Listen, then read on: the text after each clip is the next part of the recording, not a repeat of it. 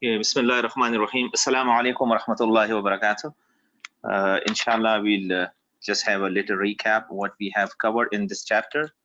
That was coordination and response, or coordination and reaction, you could say. So if you remember, we first of all covered general concept, how exactly coordination takes place. What are the regulatory mechanism of coordination, and that we discussed what is reaction time, what are different neurons, what are different what is the function of motor neuron, sensory neurons, and then you have relay neurons. You remember that? So they are basically communicating. These are very specialized cell, as we discussed before. They are basically for transmission. And if you could look at the structure of the cells, you could easily identify that they are designed for communication, dendrites, and then the nerve fibers, and then the nerve endings, the vesicles that contain neurotransmitters. And if you remember, the communication system is not in direct contact of between these neurons, but there is gap. We call it synaptic cleft or synapses. Totally. What is synapse? Is the that between two neurons where there are chemicals are released. Yeah, so, and this these chemicals are called neurotransmitters, and they are propagating the transmission of impulse. So we are now discussing the practical aspect of coordination. So what we started with, if you remember, with the reflex action, the reflex arc itself, we discussed about that, the motor neurons and the execution itself. And then we mentioned the receptors that are there in the taste and in the tongue, like taste receptors. So that is also a control mechanism, and this is also called coordination. So then we move forward and we mention the structure of eye, because eye is also a very efficient mechanism of coordination. And this is also reflex action. If you remember, we talked about the lens, we talked about the pupil size, how it is adjusting to the light entry. And if you remember, we mentioned two major components of the eye, the structure of the eye, that are participating in the image formation. It's like the camera, right? The camera of your body that can adjust to the light. It can also focus the images on the retina. So two major components, or two major parts of the eye were retina, as we discussed, which is the major portion where the light is focused. And then we have iris. Iris is coming first. If you remember the color pigment of your eye, if you look into the eye in the mirror, you could see a dark circular shape, the opening. This is called pupil, through which the light actually enters through the lens and through the transparent aqueous humor, which is inside fluid inside the eye, that are reflecting the light rays to the fovea. You remember, fovea is that place where the image is formed, because we have receptor over there. So receptors are again receiving the stimulus, right? The stimulus is here, is in case of eye, is light, and then the image is formed, and then you could see here this electrical stimulus is now converted and conveyed to the brain, where the image is formed. So inshallah, today we'll talk about the structure of the eye, the retina itself, and the iris. And then some of you, I think last time, also asked question about why the eyesight is different. Maybe some people cannot see near vision, they are focused for very near vision or far vision. So inshallah, we'll also talk about that mechanism when we are discussing accommodation, that is called focusing light. And in this chapter, we will start today from page 166, inshallah. And so the core knowledge is that you should know different types of neurons, what are the communication system, what is stimulus, what is receptor, and what is effectors. If you remember, effectors are your muscle and glands. And now here we will move to structure of the eye and the function of retina. So hand over to Sundus. You move forward and make sure that we cover the core knowledge which is mentioned in the book, because these are curriculum objectives. So that this is a part of assessment as well. But we'll make sure that you have broader concept, so that students could understand, and we all could understand what are the different concept, revolving knowledge, call it revolving. So you may need some extra information that will help you in understanding the core concepts. So go ahead, inshallah. So today we discussed the structure of the eye before. So today I'm going to tell you the function of each of the structure. So first I'm going to start with the iris and the pupil because they work together. So the iris controls the amount of light that enters the eye. Iris is a muscle. Uh, it's a muscle of the eye, and it's the colored muscle that you see when you look at someone's eye. And the iris controls the amount of light that enters the eye through the pupil. The pupil is that circular hole um, in front of your eye through which the light rays can enter. So the iris has radial muscles and circular muscles. So this is the pupil, okay? And I have drawn muscles. There are two types of muscles. One are radial muscles and the other are circular muscles. So the circular muscles, as you must be guessing by their structure, when they contract, they move in like that because they're circular. And radial muscles, when they contract, they shorten this way. So they pull the pupil open. Okay. So when the radial muscles contract, they kind of like stretch the pupil open, and when the circular muscles contract, they like squeeze it shut. Not completely, they decrease its size according to the amount of light. So if there is less light, if we're in a dim room, then the circular muscles are going to contract, pull the pupil open, and so more light can enter, and we can interpret it through our retina. But if we are in a brightly lit room or under the sunlight, the radial muscles, the circular muscles are going to contract and decrease the size of the pupil so that fewer light rays and hit our retina and don't damage it. Okay. Uh, and then, okay, so then we can come to the lens. Okay, and I'm going to talk about the retina after we're done with the lens because. Sorry, Sundus, this the concept of iris, I think, is discussed on a book on page 168. So this is another core knowledge that what exactly is iris is made of two types of muscles. So you focus with me that one is circular muscle, another is radial. The radial muscles are, when they are contracting, dilating the pupil size. When the pupil size means the black hole in your eye, when that is dilated, so more light can enter, and that is how you can adjust your eye for vision in dark, in the shady area or in the darkness, right? When there is a bright sunlight, like in the daylight, so the circular muscles are contracting, and that constrict the pupil size. Constrict mean narrow down. So narrow down mean it's basically restrict the entry of light. So there's why the retina is not damaged. I think you could see here the both constriction and dilation. So on the top in these in this page, figure 13.13, the top is in the bright light, the circular muscles that are contract, and you could see the pupil size, the dark circle is very narrow, very small. And look at the bottom one. This is actually in the dim light. So you need more light to come and enter. So it's no risk for the retina. So this is dilating, and this is through radial muscle. Radials are moving away.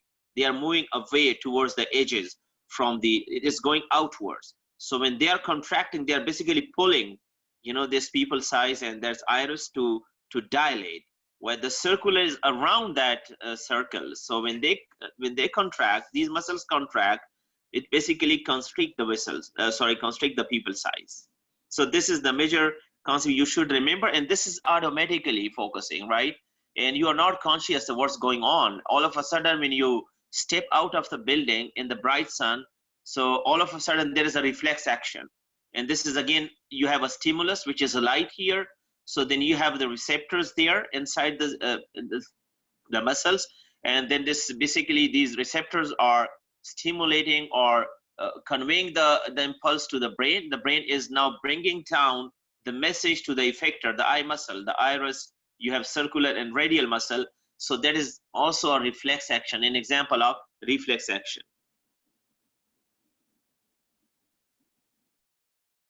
Yeah, and so basically, this is the whole explanation for the iris, and I'm going to talk about the pupil, but it only makes sense if I talk about the retina after the lens, because the rays pass through, as you remember, if you go back to this diagram, the rays pass through the cornea, and then this aqueous humor and the lens, and then hit the retina.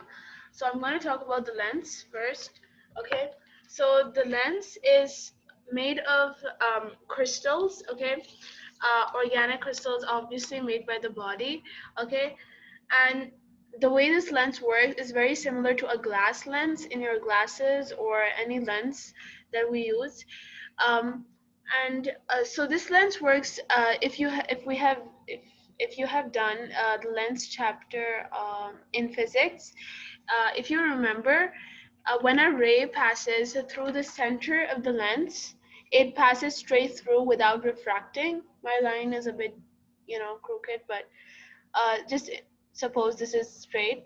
Okay, so if it passes through the center, then it passes without refracting, but if it does not, then it refracts. Okay, and over here I've missed on a lot of structure of the eye because I wanted you to They could refer to Sundus page, figure 13.14 on page 169. It's the same thing. They have described the same concept. All parts of the eye are labeled. So, but yeah, this is a good image, so that they could easily see the image is upside down, which is formed on the on the retina. yeah, this is the diagram, right? Yeah, this is the diagram. Yeah. Yeah, so you guys can also look at this diagram. I will come back to it, but just so that you can see it clearly, I made a simplified version.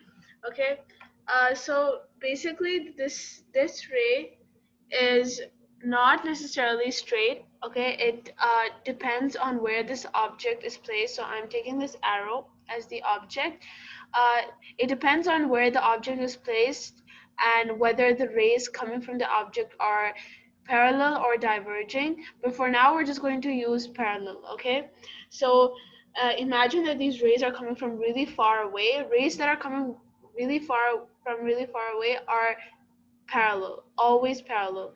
So these are parallel, and then this one passed right through, and the ray coming from the top of the arrow refracts like this. That's why the image gets inverted.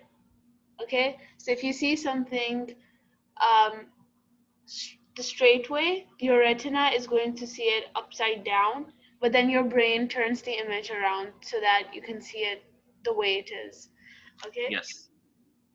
Um, so that's how it works, but also as I told you, it depends on the type of rays entering the eye. Yeah, So could you focus here, Sundus? This part is actually discussed on in the objective focusing light. Focusing light, the title of this topic is, and what parts of the eye are contributing. First of all, you could see light is passing through cornea. So cornea itself is bending light. You know, whatever light is coming is also making sure that the light is bent and passing through the lens. And the lens, what the lens is doing here is fine adjustment. Length could be either thin or thick, bulging out, or just straightened.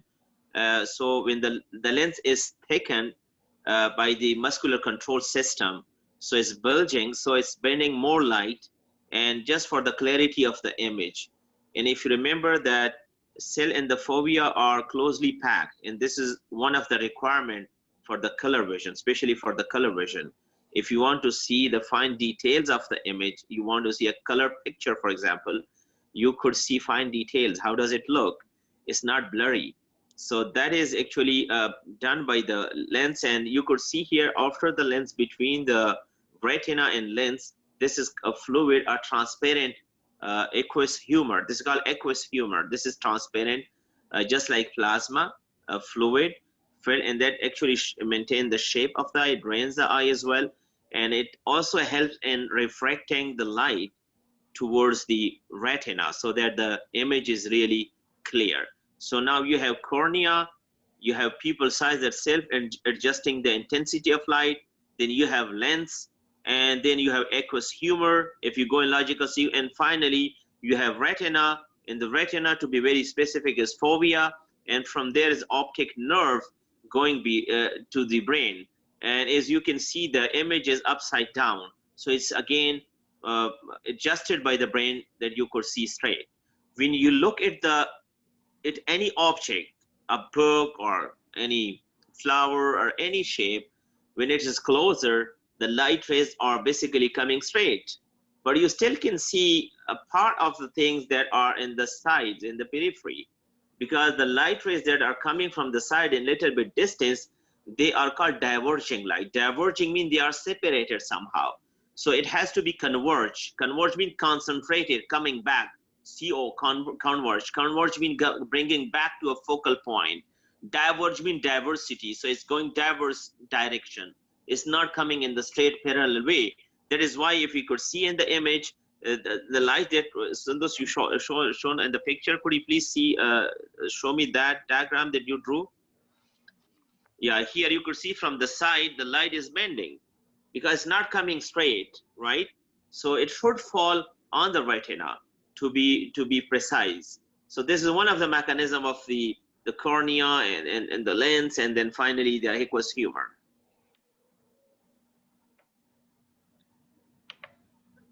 Yeah, so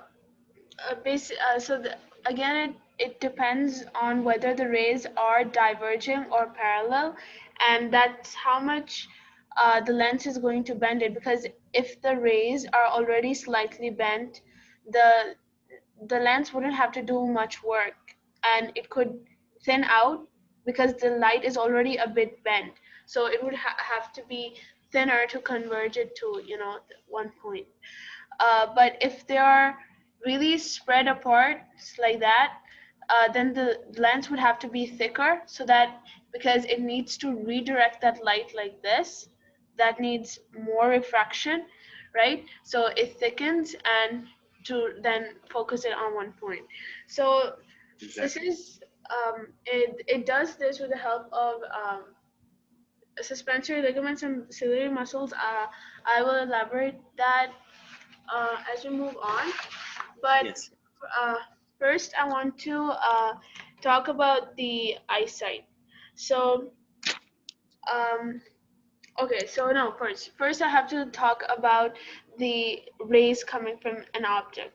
Okay, so if you have ever noticed, if you have like rays that are coming from this object, so let's say they're like this, okay?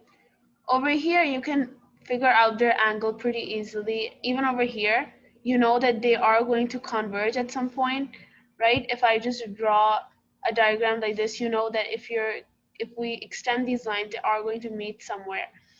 But if the lines were like this, then we are confused whether these are parallel or they're going to converge, because if I continue them, they are going to converge, but at some point very far, okay? Not close, okay? They're not that close to the vertex, right? So that's basically how it works. So if the object is really far away, the rays reaching our eye are kind of parallel, right?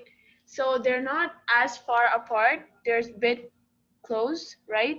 So the lens doesn't have to work too much. It just needs slight refraction to bring it together. So the lens thins out. The way it thins out is the ciliary muscles contract.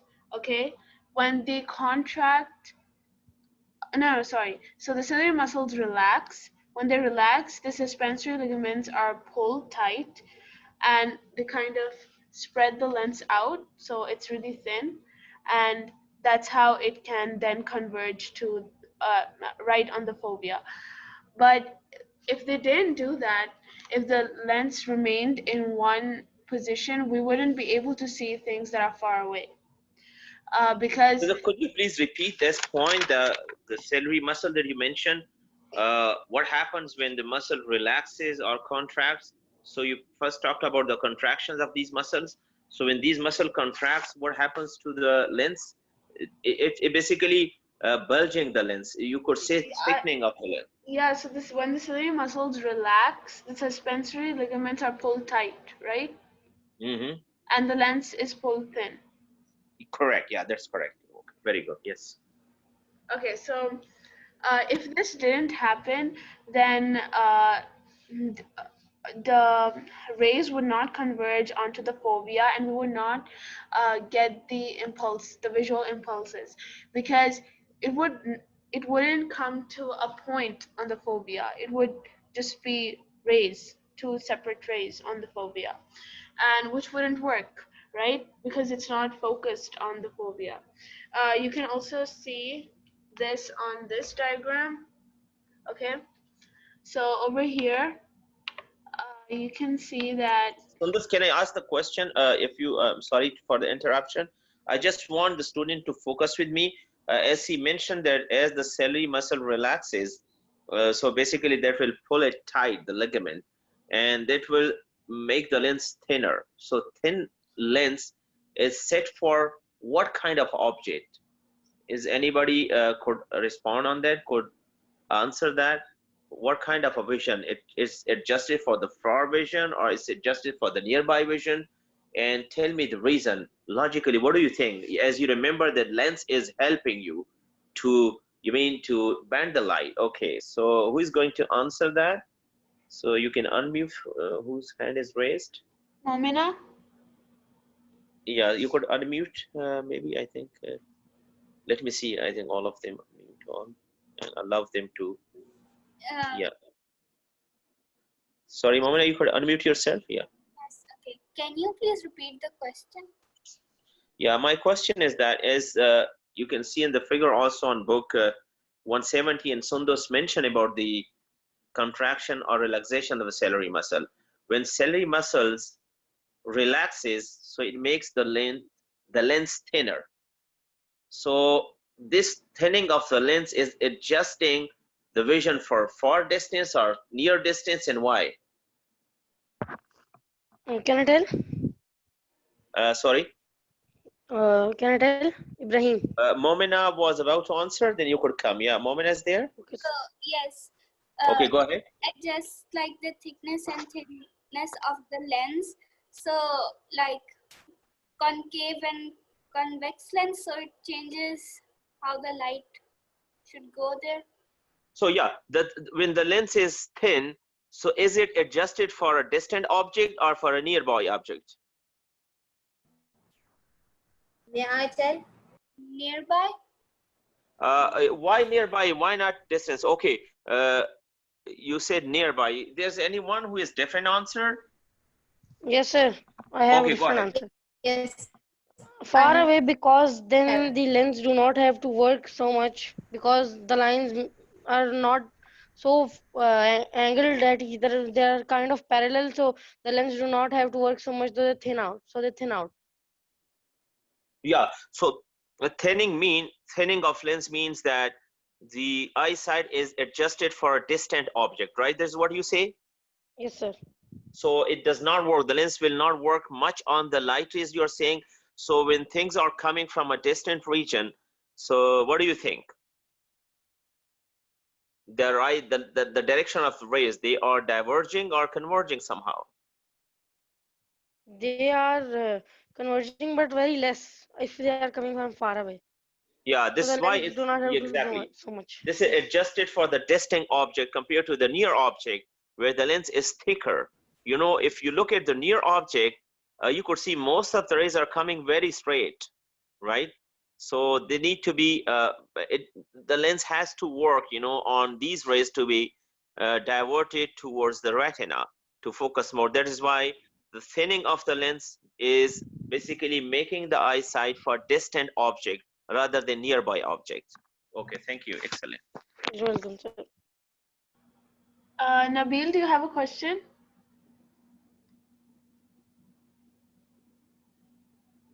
Go ahead, Sundus. I don't think he is. Okay. Now I was about to. Okay. So the rays coming from a faraway object are always kind of parallel, and so this lens is thin.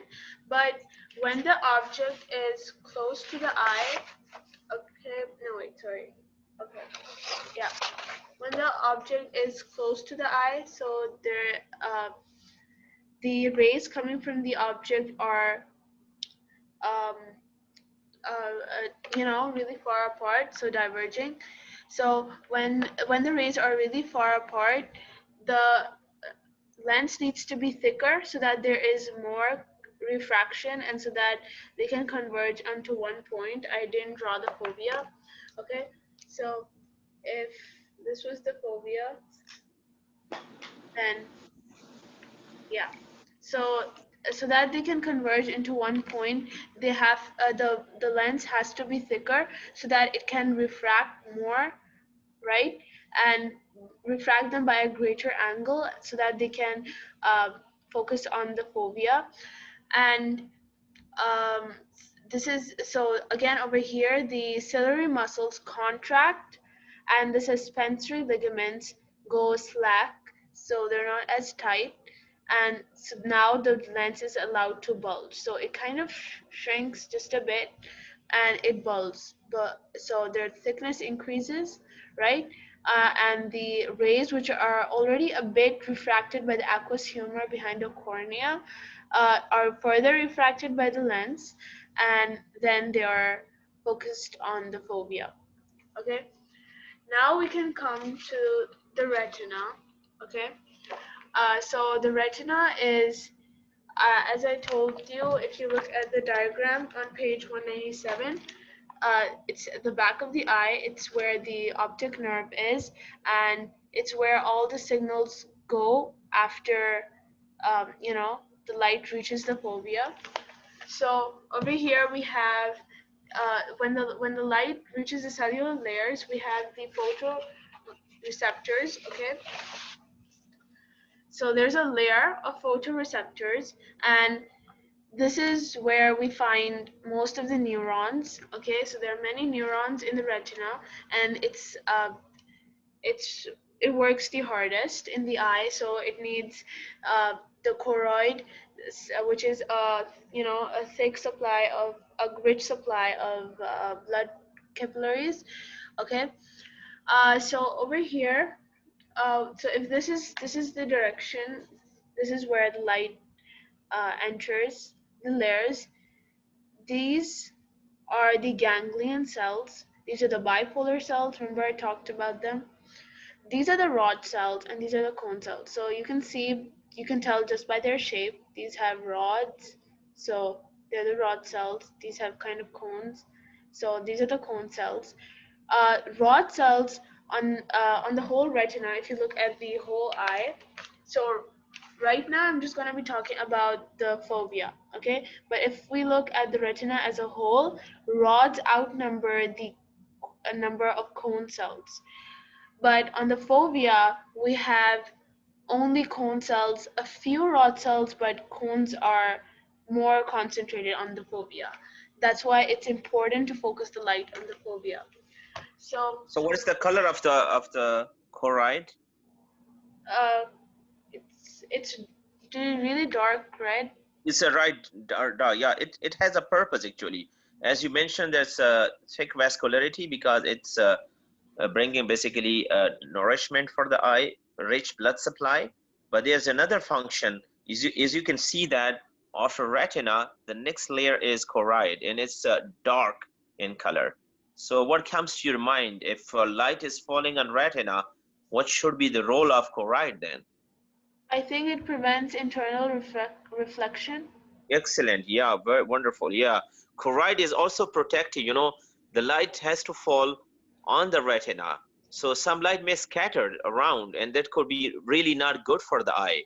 So choroid being dark in color can absorb most of the light, so it does not allow light to scatter in other parts of the eye. So this is another protective mechanism that we have in the eye. Yes, excellent.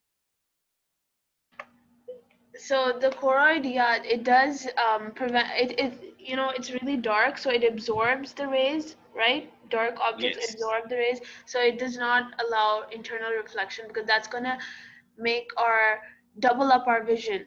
You know, make it blurry. true. So, so then, come back to the rods and cones. So the rods are which help us with dim light. So they give us the black and white vision. Cones give us colored vision under normal light. Okay. Um, so And I mentioned to them, Sundus, that they can use the mnemonic C for color, C or yeah, NEC for color vision. If they forget it, rod is for black and white, and C for color vision. yeah. So C for colored and C for cones. So when the light enters, so this layer is, you know, it does have blood capillaries, but they're sparse. So the light passes through, okay, and it hits the photopigments inside the cone and rod cells, cones, because we're talking about the fovea, okay. Then the cone, it's the photopigment reacts under light, okay. It's sensitive to light, but that's in detail, so you don't need to know the details. But it has reactions which then send impulses through these bipolar cells, and these bipolar cells then connect to the ganglion cells, which then take the impulse to the optic disc. Okay, so the optic disc is over here. It's where the optic nerve emerges, right? And this is the blind spot because we have no cones or rod cells over here. We just have nerve endings, uh, the nerves that are continuing into the optic nerve, okay. But we don't notice this blind spot because our eye has a few more cells which I haven't drawn here. uh, so there's a nerve cell here and here, okay, but these two cells um, help with the patching up of the image. So what I mean by that is that they are going to use the impulses, the visual impulses from the other eye and the surrounding retina to fill up any gaps in the vision. So the blind spot on the optic disc is also filled up with what our brain assumes uh, is supposed to be there. So, like if we're looking at a scenery, the brain is going to use the impulses from the other eye, the surrounding retina, and fill up any gaps. Okay, so that's how the retina works. Do you guys have any questions?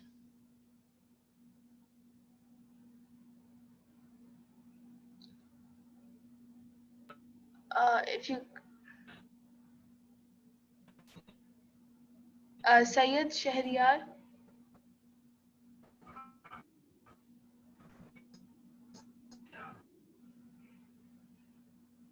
Okay. So if you guys don't have any questions, we can solve the questions on page 170. Okay. So the first question on Sundus, just wait 1 second. Could you please discuss also the diagram that you mentioned on 13.17 on page 170, so yeah, that they can focus here? Yes, this is what we have discussed. So you remember how cornea is working, what are the lens, the pupil size, what is adjusting the pupil size. You could see front of the eye in both cases. You could also see the opening, right? And how the lens is looking, uh, how it's adjusted for distant object, and how when it's the ciliary muscles contract, adjusting the lens for nearby object. And this is one of the reason that people either have myopia, which short-sightedness. I mean, they can just see the nearby things, but they cannot see far away things, this kind of myopia. And do we have hypermetropia? Hyperopia is also where people eyesight is adjusted. Your eyesight is adjusted for far visions, you know, for this got far sightedness. And myopia is short sightedness. Sometimes we also use that person is myopic, short sighted. It doesn't look at the broader prospect of things. He is not a visionary person. We call this a myopic approach, right? So this myopia is for short sightedness. So why people cannot see because of the eyesight, there are different reasons for that. I remember you asked question about that before in the last session, so this is the right time. And I think if you could see adjusting the focus, could you please see the page 169 now? Adjusting the focus. In here, very core concept is called accommodation. So what part of the eye is responsible for accommodation? What is accommodation, which is mentioned on, you could see here in the first paragraph on page 169 under adjusting focus. You could see for second paragraph. Could you see here? Yeah, what is accommodation? And anybody could just explain so that we are convinced that we have covered the core knowledge. Okay, so yes, Zainab. Accommodation would be when the lens shifts from thick to thin, adjusting itself to its surrounding. Like wonderful, exactly. This is the concept of accommodation. Wonderful. So your lens is basically adjusting accordingly, depending on the object. Is it far away or near, and how bright is the thing, you know, so that it can adjust. This is called accommodation. Okay, wonderful. So who is going to tell us how accommodation is adjusted, how this coordination is taking place in the lens? Who is going to tell us? Anyone would like to share accommodation is coordinated how? Yes, Nabil? When the eye detects the far transfers into concave, and when eye detects the near objects, it turns into convex lens. Yeah, this is actually, I'm talking about the mechanism of why it will become concave or convex. How your eye is adjusting the lens size, by what mechanism? If I ask you the mechanism, you have 2 marks for that. So you need to clearly mention the integral part of accommodation. What is the most necessary part? How the lens is located in your eye and how it is regulated, how it becomes thicker and thinner.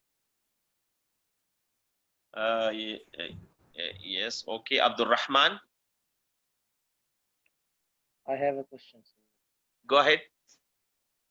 Sir, what is the part that is responsible for the color blindness or which causes color blindness? What is that? Color blindness, sir. Yeah, okay. We'll come to that, color blindness disease. Yes, okay. But my question is about the accommodation. Who is going to answer the accommodation? How accommodation is controlled, because this is also core knowledge. First of all, the part of accommodation coordinated is by lens and how the lens is accommodating the vision. So that you need to understand the mechanism. So Ahmad, you could answer. Otherwise, yes, go ahead. By contracting and relaxing the ciliary and the suspensory ligament. Yes, wonderful. Yes, that's the mechanism. If you can see suspensory ligament, you know, the suspension, the lens is suspended, you could see here, and that suspension is controlled by ciliary muscles. So when they contract and the lens is bulging out, when it relaxes, basically the lens become thinner, and this is how it can accommodate the vision. You could see clarity, and that is also when you take picture from your mobile, especially from the smartphone these days, when you just put the phone or a picture, you would see for a while it's really blurred, and then you just for a split of second you hold it still, so you would see that the camera itself is adjusting. So this is the same mechanism they have taken from eye. They are basically looking at the rays and they are adjusting the lens size, the lens, okay? And this is how people definitely would need, if they cannot adjust the lens size, that is really important. Why? It could be due to many reasons where the accommodation is not good. sometimes maybe the light is not reflected enough. The image is formed in front of the retina. It does not fall exactly on the retina, but it's just falling ahead. The image is ahead of the retina. So that is why you won't see. That's called the short-sightedness, myopia. And in some cases, you may find that the rays are basically falling, the image is formed behind the retina. So it's not exactly focused at the fovea. So that's why you cannot see the distant object. This is called hypermetropia, hyperopia is the disease. And why it happens, there are many things, science has discovered few things, few association with the health habits also. Relax your eyes, for example, healthy food, exercise, but genetic basically playing major part.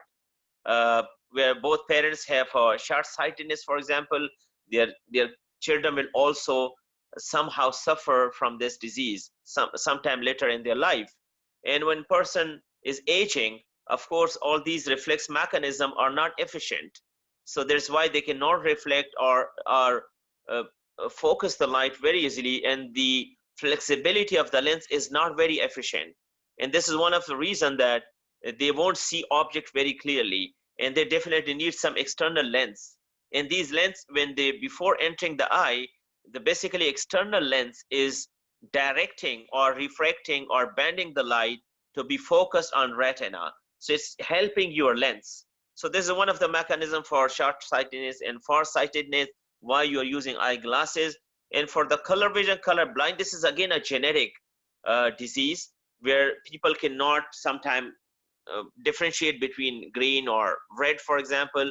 So these, because as you know, they're green, red, and I think there's another third color that you could easily see through the cones color. So if they are not functioning properly, and that's why this is also again a genetic disease, many things. But some people are saying that for especially for eyesight problem, screen exposure is also very important. Many ophthalmologists of the view that you have to decrease screen exposure, and you should also use dim light. The sunlight is, you could see, is a yellowish light. Extremely bright light is also dangerous for your eyesight. And yeah, washing your eyes, healthy food, exercise, of course, helps a lot. And disease processes, many diseases, especially hypertension, increased blood pressure, diabetes, for example, obesity, that has oxidative stress in your body, and they are generating many free radicals that are very dangerous for your system, especially the microvessels. As I mentioned, microvessels are damaged more frequently and at a very early stage, because the microvessels in the kidney and your microvessels in the eye, for example, and also the coronary in the heart. So that's why these three major complications of diabetes, hypertension, and obesity, these disease conditions also contribute towards these problems, eyesight problems, and also cataract. You have seen that's the most common eye problem in diabetic patients. And that's why eyesight is extremely important. We monitor their eyesight and we monitor their renal function. So these disease condition can also contribute and these and risk and complication of these diseases. So adjusting the focus, we mentioned about light that are coming, and then how it is accommodated, as you mentioned, the ciliary muscle, and Sundus already described in some of the diagrams she herself drew, and from the book as well, you could see. If there is not, if you still need some more clarity, inshallah we'll talk about that. Otherwise we will cover questions for a few minutes. So I have a question. Yeah, okay, go ahead. So when we put the lenses over our eyes, so basically we put the lenses on. Sorry, your voice is not. Yeah, I'm extremely sorry.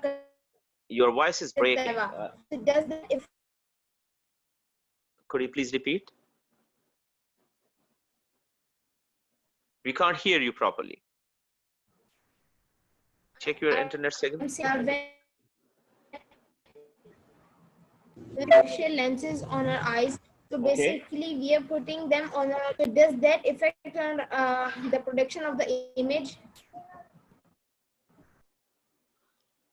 So anybody would like to repeat the question or answer the question? Then I will clarify. I would put this question to the whole team, and then I will comment on it. So what I understood from you that we basically using eye lenses we put over our eye like eyeglasses, and then how it is making a help in the formation of the image. This is what you are asking? So my question. Yeah, okay. So who is going to answer this question? I think we discussed this concept before. So if somebody would like to comment on that. Put artificial lenses, the one we are. Okay.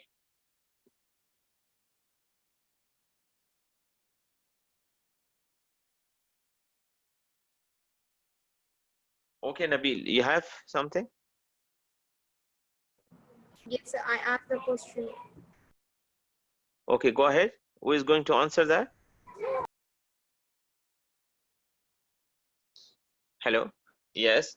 Ahmad, okay, go ahead. They help to put the light rays on the right position, like in the phobia. Yeah, it depends actually. That's why your doctor or optometrist, the optometry technician, that's why they would first check your eyesight. If you have problem with the far vision or you have problem with the near vision, and then accordingly they will adjust the artificial lens as you mentioned. And yes, you're very right that these lenses can help you, because basically your own lens, eye lens, is not accommodating. Not accommodating means not responding very efficiently to focus the light or image on the retina. So the artificial lenses that you are using, so they have different types. You are using eyeglass or you're putting on the cornea. So still these are basically or eye lenses are helping and diverting the light, refracting the light to be focused for the image on retina. So if the image is formed before in front of retina, this is for the near vision, or behind the retina, these both problems can be easily adjusted by artificial lens. This is the main purpose of eyeglasses or your reading glasses. Sometimes because the script is really very small, the font size you cannot read, and that's why you need to have lenses. Or either you should have a bigger font size for reading that will be very bulky. So they do have, people do have reading lenses, reading glasses. So that can also help. Okay. Yes, anything else? Sundus, you will move forward. If anyone else has a question. Yes. Okay, go ahead. When you take off your blindfold, sometimes you can see like black dots in front of your eyes. Why does that happen? Okay, when you remove the blinds, you mean looking through the glass window, or what do you mean by that? Blindfold, I think she means, when you blindfold someone, put a cloth on their eyes. And then Okay. when you take it off, you see black spots. Depending, actually, there are many conditions where you will see blind spots, or these are flashing lights as well. Depending on the condition, if you had a fall, for example, all of a sudden you press your nerves, extremely high pressure on the nerves that are definitely affect the optic nerves. So it also affect the transmission. So the image is blurred, or you would see bright lights. And if you put close, for example, pressure on your eye for a while, and then you remove it, you still see some blind spots, because your eye is basically adjusting the lens or taking time to adjust the vision, to accommodate properly due to any reason, due to damage, or sometimes people have migraine attack. So migraine attack, as you could see here, people have headache and they have abnormal feeling on their facial region. So they do affect the eyesight, and their vision is basically, they could see very bright blind spots moving around. And that's again with the third part, somebody has vertigo, for example. So all these are conditions that are basically related to your brain function. So anything that will affect your brain function, or you are putting extra pressure on the eye, you are stressing your eye. So to accommodate that stress, you definitely will need time, one thing. And another thing, if you remove the stress, I would definitely come back. This is called the restore normalization process. You know, if you, for example, put too much pressure, or you could say cold pads on your eye, so that decrease the blood supply as well, and you also numb the nerves in the stimulus formation, and the stimulus reception is affected. So that needs time to restore your normal vision. I hope I clarified your question. Do you have anything further you would like to know?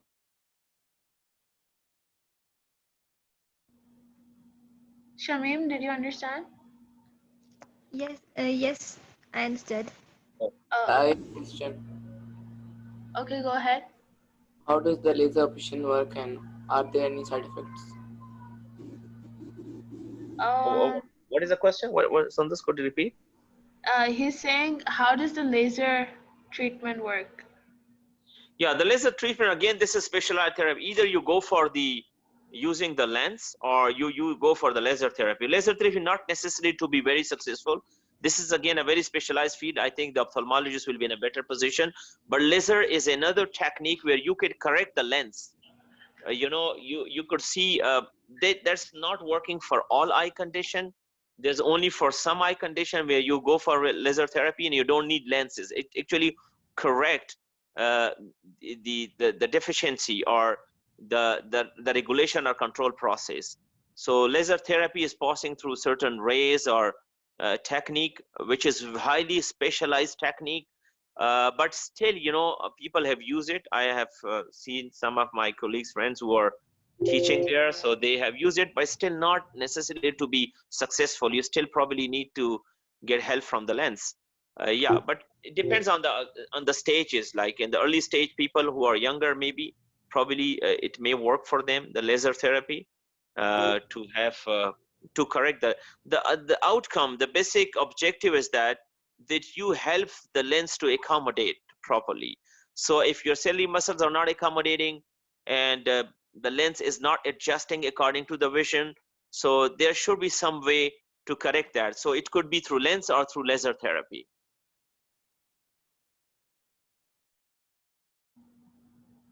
Did you understand, Ahmed? Yes, thank you. Okay, does anyone else have a question? I have one more question. Okay. After the laser operation, why is it that why is it that our eyes should not be in water? Why your eyes should not be? She's Inside saying, water. I mean, you cannot wash your eye. This what you're saying? Yes, like after a Not after a for the laser whole life, not operation. for the whole life, depending on the surgical procedure. For that, you have to follow the direction of the surgeon. But I think, yeah, if there are many questions regarding laser therapy, so inshallah we'll have discussion in the next session to come up with the more ideas. So this is beyond the curriculum, but yes, I'm sure we encourage questions like that, people who wanted to know more.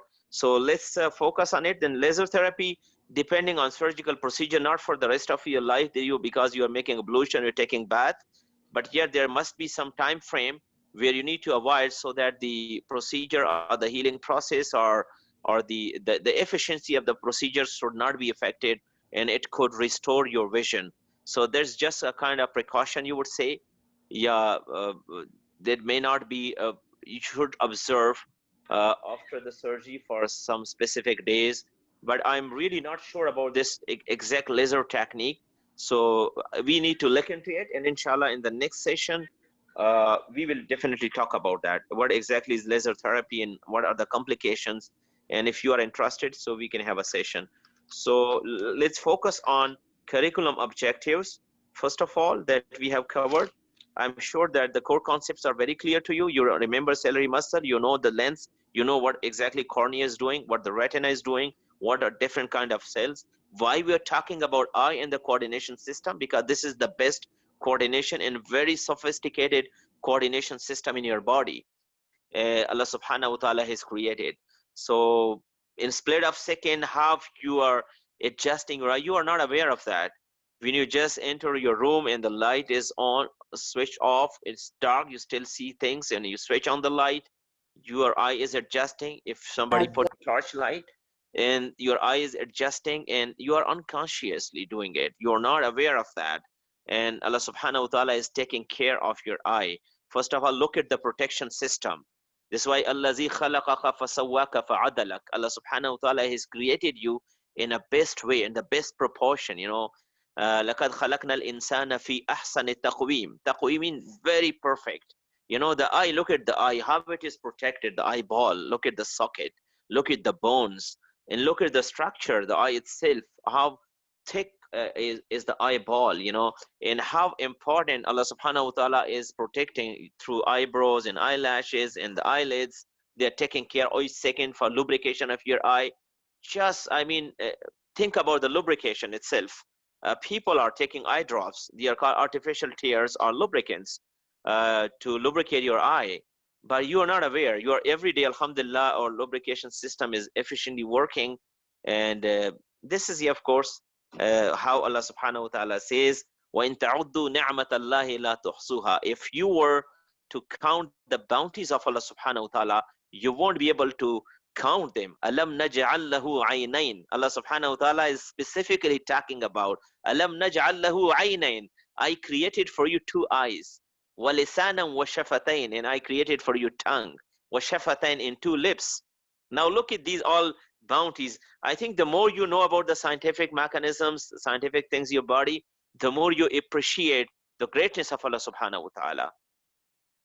May Allah subhanahu wa ta'ala bless all of us. May Allah subhanahu wa ta'ala make us to make use of all these capabilities and our abilities for the sake of Allah, and for to have a halal earning, and to have halal desires and other stuff, and worldly life to be more smooth, inshallah. And may Allah subhanahu wa ta'ala protect all of us, and may we have barakah and afiyah in our life.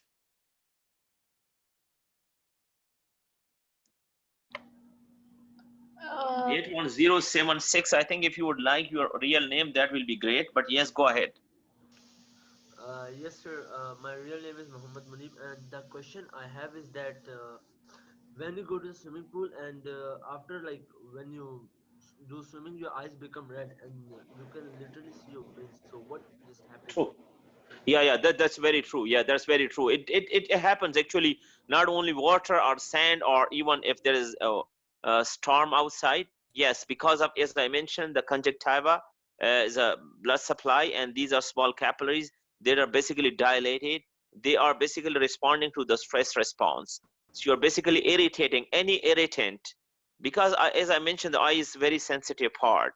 That's why one has to close eye or use eye goggles. If you are not using goggles, so you're basically putting a lot of pressure on the eye, and that pressure is basically eye is accommodating. Sometimes they're a little bit inflammatory process because of the stress, and that dilate the vessels, the blood vessels actually. And these are the blood vessels. That's why you see on the sclera, on the white part, that become very red. And after a while, it goes away. The vessels are constricted. Yeah, this is because of the irritation. If there is any foreign particle, if there's any somebody splash water into your eye, or you have any irritant material, for example, sand, any dust particle, so in that case, your eye is basically irritated. You would see that the tears production is increased. So that is washing away. That is a protective mechanism. Because one thing, the protective mechanism is to wash away. Another, antibacterial enzyme that will protect your eye, because your eye is also very important in this corona. Why the doctor is focusing more on don't touch your nose and eyes, because if anything goes in your eye, so that can spread, even go systemically, because it has got rich blood circulation. So it can basically go inside the body, and it can cause systemic infection. So this is one of the reasons that eye is really protected. And yeah, this is the mechanism. The redness is because of the vasodilation. These are the blood vessels that are dilating because of the inflammatory process, because of the pressure.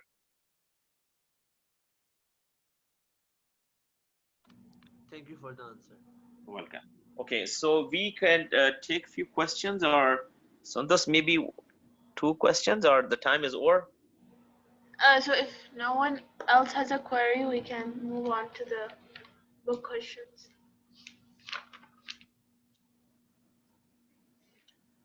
Okay, so the first question is, what is a stimulus? Can I answer that? Yeah, go ahead. Stimulus is the change in the environment which is detected by the receptors. Any example you would give? Like fire, like when you put your hand on Do you have any a example? substance. So he's saying fire. Yeah, so heat, basically heat is an Yeah. example. Heat is also very good stimulus. So you don't think about the object. Stimulus mean what exactly, how do you feel? Like light, for example, right? Maybe pressure, pain, or heat. Yeah, these are something that, yeah, that's true. Very good. This called stimulus. You are basically receiving that and your body is responding. Okay. Okay, so the next question is, name 2 parts of the body which contain receptors of chemical stimuli. Nabil? Tongue and nose. Tongue and? Nose. Yeah, that's right. So the Yes, tongue correct. senses the chemicals in the food and the nose in the atmosphere. Which part of the eye contains cells which are sensitive to light? Can I answer? Give opportunity to everyone. Um, uh, let's give a chance to Zainab. Okay. The retina? Yeah, good job. It has a rod and the cone cells. Yeah, Okay. talk about the cells also. Yes, very good. Rod in the cone cells. Your brain can build up a very clear image when light is focused onto the fovea. Explain why it can do this. Someone other than Nabil.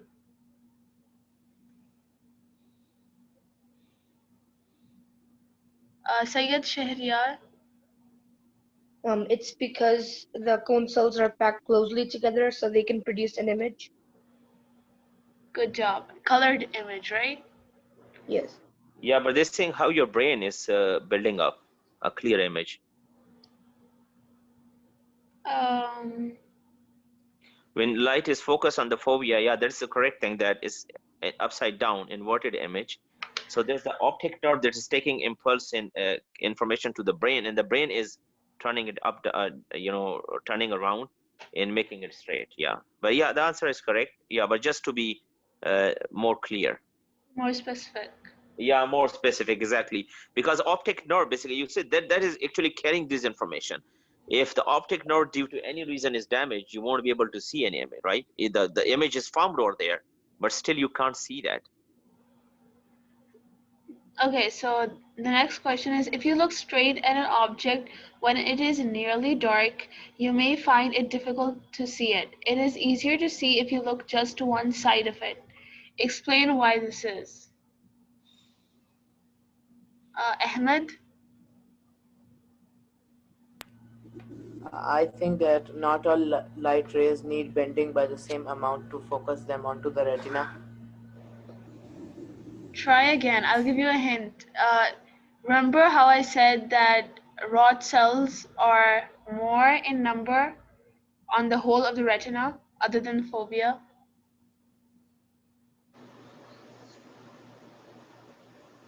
Ahmed?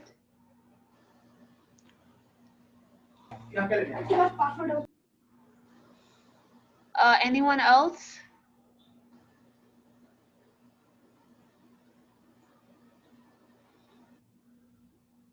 Anyone else who wants to try? And they are specifically trying that it's much easier if you look just to one side. Um, Zainab? Yeah, you could, yes, okay. I guess the lens tries to put all the light rays on the fovea, and the rod cells are in less concentration in the fovea than on the rest of the retina. So also focus on the word nearly dark. So True. the cells which are activated when it is nearly dark, it are rod cells. Yeah. When we look straight at an object, the rays from that object are going to be focused on the fovea.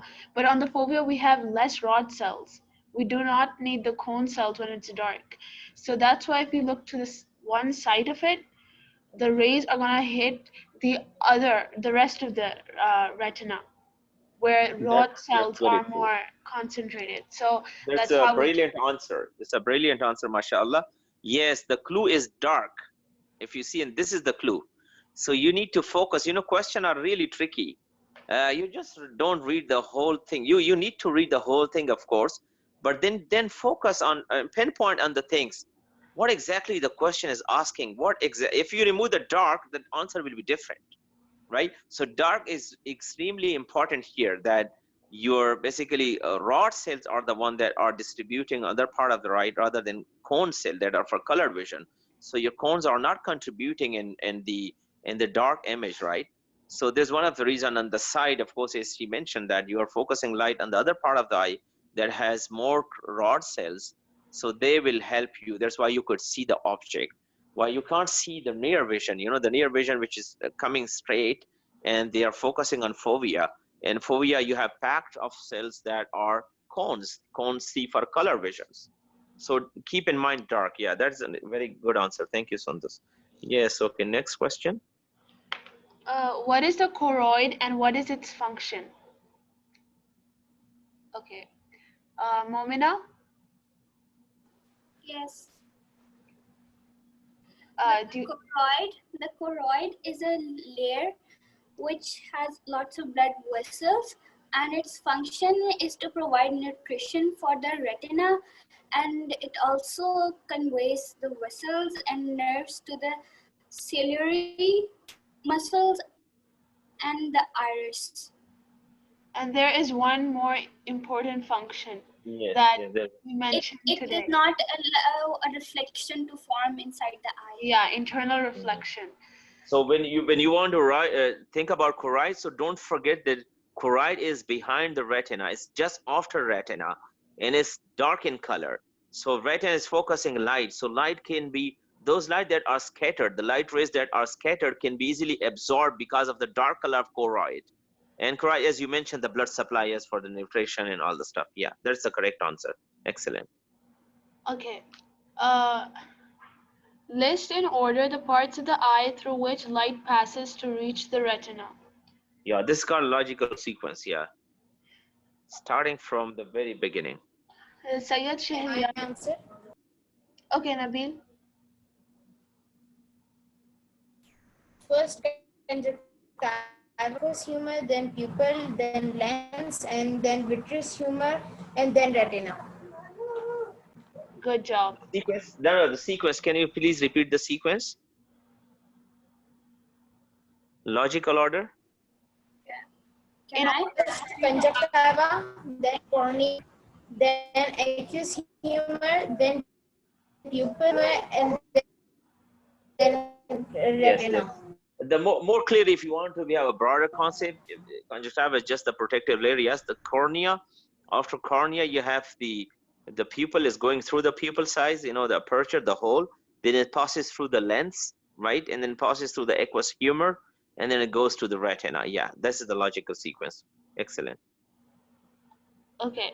Name two parts of the eye which refract light rays. Hala? Can you please repeat the question? Name 13.16. The questions are 170 on page 170. so I don't have the book, so can you please repeat? name two parts of the eye which refract light rays. Hala?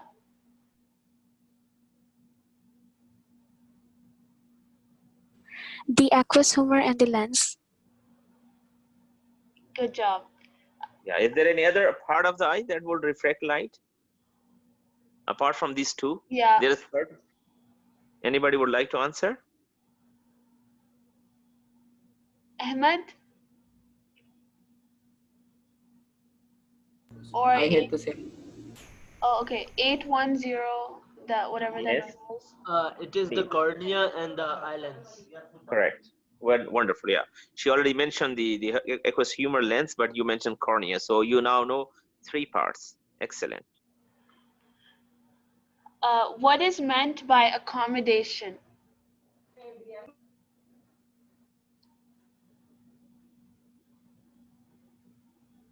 Um, Yeah, what is accommodation? Ahmed?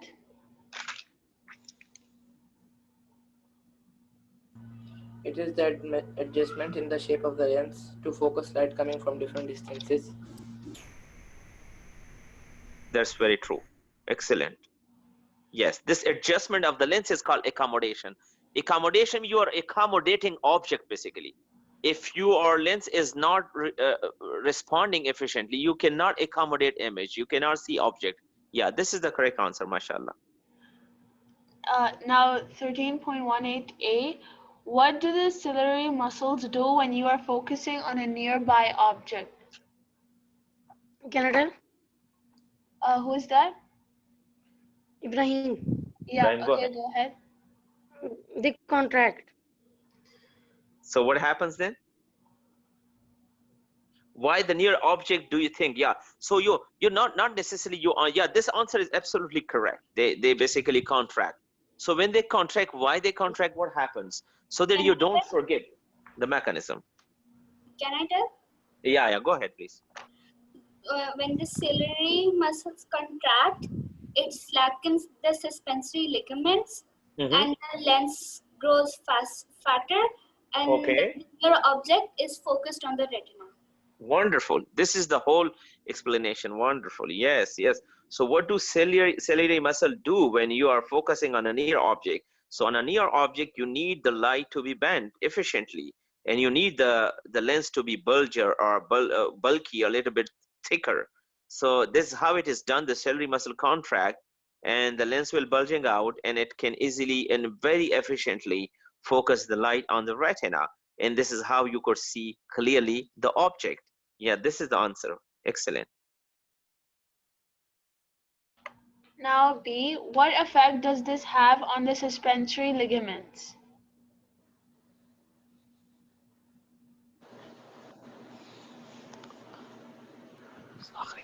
May I answer?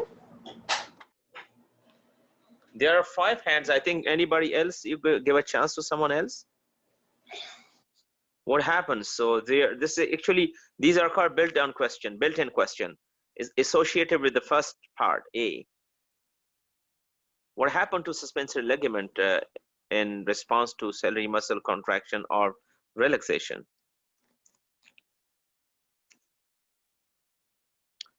Okay, who is there? May I answer? Yeah, Shariar. So it basically reduces the concentration, and then which allows it to become more rounder. More rounder. So when ciliary muscles relax, what happened to the suspensory ligament? Is it pulled out or is relaxed or what? Okay, go ahead. They relax so that the lens becomes to its normal. Yes, true. So for this question, for this question, you could see figure 13.17 on page 170. On the same page where you have questions, you could see the figure were there. So they have clearly explained what happens to the lens and what happens to the suspensory ligament. So the suspensory ligaments are slackened, they are saying, when the ciliary muscles are contracting. But when ciliary muscles relaxes, so the suspensory ligaments are pulled tight and the lens become thin. So they have mentioned very clearly. Yes, so that's very true. Excellent. So you mentioned about the relaxation. What happens to the contraction when ciliary muscles contract? So what happened to the suspensory ligaments?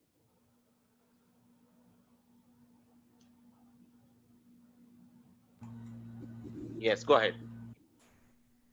Momina? Can you please repeat? Yeah. So what happens, because he already mentioned, Shariar mentioned that when ciliary muscles relaxes, the suspensory ligaments pull tight and the lens becomes thin. So what happens when ciliary muscles contracts? The suspensory ligaments, they relax and then the lens becomes fatter. Yeah, thicker. The lens becomes thicker. So that's why your eye is focused for near vision. Yes, excellent. So I think the same you already described in the lens. These two questions are question 13.18 part B. You have further two parts, 1 and 2 are interrelated. Okay, you answered both of them very efficiently, mashallah. Thank you so much for great contribution. I'm sure that you got the core knowledge and you can build on that. There are many things I think you can talk about the different disease process, what are different diseases that eyesight will be affected and how you can maintain your good eyesight. And yeah, definitely eye physiology as well. And then the different there you would find a lot of information, a lot of articles, but I'm sure that we covered the curriculum objectives. So inshallah, tomorrow we'll go to endocrine system. As you remember, the coordination we mentioned about the reflex system, and we also have the through glands, one through the muscle that are through the neurotransmitters, and we have endocrine system as well. So inshallah we will talk about that soon. Okay. Walaikum salam rahmatullah. Who is this? This is Muhammad Hanif. Thank you very much for hosting such a wonderful session, and it's very useful for the kids. May Allah bless you. Great efforts, and if any help required at any point of time, we are there with you, right? MashaAllah, Muhammad Hanif, you are a very active social worker in the community. We really appreciate always your good attitudes, very encouraging. You are always there for any help. Definitely, you're most welcome. We definitely will talk to you, inshallah, if there is anything needed. May Allah bless you. Thanks for joining us. Ameen, ameen, ameen. And one more thing I would like to add, that we have to share. Sorry, your voice is breaking.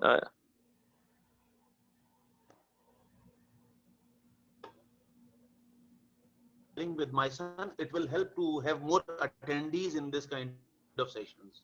You mean you want to circulate that in different groups? That is what you mean? Yeah. Actually, it's free. Yeah, we already requested many friends that they could share the flyer in whatever groups you want. Even Pakistan, yeah, here, Saudi Arabia, and yeah, yes, any other country. Yeah, this is fine. Sorry, actually, I couldn't get your point because there was some problem in your internet, I think. Would you like to repeat that, please? What I was saying is that I will share with you one-to-one the numbers of the students directly. So what will happen that instead of sending to the fathers, you can share through group directly to the student, because for me, I sent to my son this morning. He was not knowing it because I did not check my mobile for the last 12 hours. I agree. So I agree with you. That's the right. We will have more participants. True. Oh, no problem. No problem. Most welcome. Most welcome, Hanif. Bhai, mashallah. Yeah, you go ahead. Inshallah, you send me the names, or maybe I can make a group. I have actually email group. I try my best to update them. Inshallah, we'll take care of it. Yes, sure. Then thank you very much from my side. My pleasure. Jazakallah khairan. Thank you, and Allah. It's already enough prayer time, Asr prayer time. Inshallah, we can conclude, and we will upload the recording very soon, inshallah. Jazakallah khairan. Assalamu alaikum wa rahmatullah. Allah Hussein, thank you for the class. Most welcome. My pleasure. Assalamu alaikum, Dr. Saab. Wa alaikum salam wa rahmatullahi wa barakatuh. This is the break time, but I'm father of Ahmad, so I would like to take chance to chat you only 1 minute. Thank you very much, You're contributing great work. So I